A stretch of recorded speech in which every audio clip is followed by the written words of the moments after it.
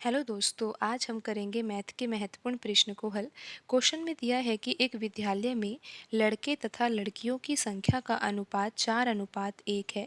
यदि 75% लड़के तथा 70% लड़कियां किसी परीक्षा में सफल हो जाते हैं तो कितने प्रतिशत छात्र परीक्षा में असफल हो जाते हैं।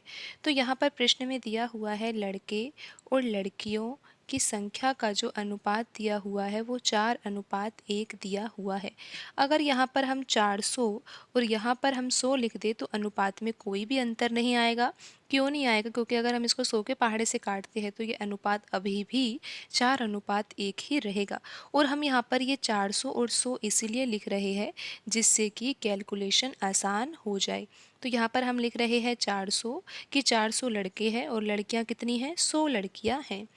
यदि 75% लड़के तथा 70% लड़कियां किसी परीक्षा में सफल हो जाते हैं। 75% लड़के क्या हो रहे हैं? परीक्षा में सफल हो रहे हैं, यानी कि परीक्षा में पास हो रहे हैं।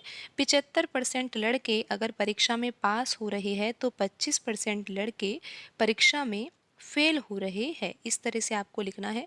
फिर यहाँ पर आपको लड़कियों के लिए दिया हुआ है कि 70% लड़कियाँ जो है वो परीक्षा में पास हो जाती है। तो यहाँ पर हम पास लिख देते हैं। तो 30% लड़कियाँ जो है वो परीक्षा में फेल हो जाती है। तो यहाँ पर अब हमें क्या निकालना है कि कितने प्रतिशत छात्र परीक्षा में असफल हो जाते हैं, यानी कि कितने प्रतिशत छात्र परीक्षा में फेल हो जाते हैं।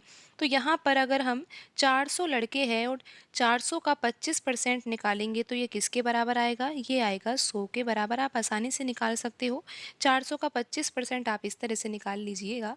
400 का 25% यानी कि 400 गुणा 25/100।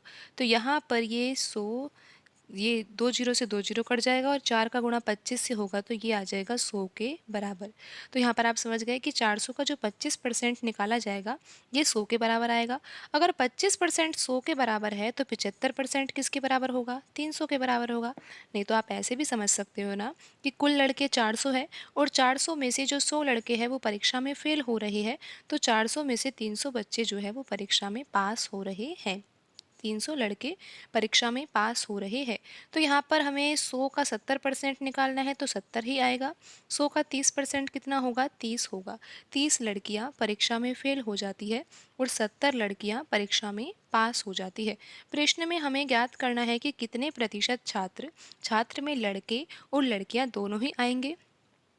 तो छात्र यानी कि लड़के और लड़कियां परीक्षा में असफल हो जाते हैं। तो आप यहाँ पर देख ही सकते हो कि परीक्षा में असफल कितने लड़के और लड़कियां हो रहे हैं। लड़के तो हो रहे हैं 100 और लड़कियां हो रही है 30।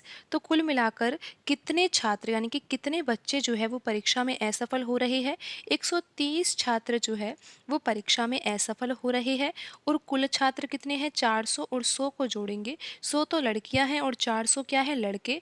तो कुल छात्र कितने हो गए हैं? 500। बट्टे में हम लिखेंगे 500 और मल्टीप्लाई करेंगे हम 100 से, क्योंकि आंसर हम प्रतिशत में निकाल रहे हैं। यहाँ पर 2 जीरो से ये 2 जीरो कट जाएगी और आप 130 को 5 के पहाड़े से काटोगे तो ये कितनी बार कटेगा? ये कटेगा 5 दूनी 10 और 5 छिंग 30 और आंसर आ जाएगा 26%। 26% बच्चे जो है वो परीक्षा में असफल हो जाते हैं। तो यहाँ पर जो ऑप्शन बी है उसमें लिखा हुआ है 26%, तो यही सही आंसर होगा। आज की वीडियो में इतना ही। मिलते हैं अगली वीडियो में। धन्यवाद।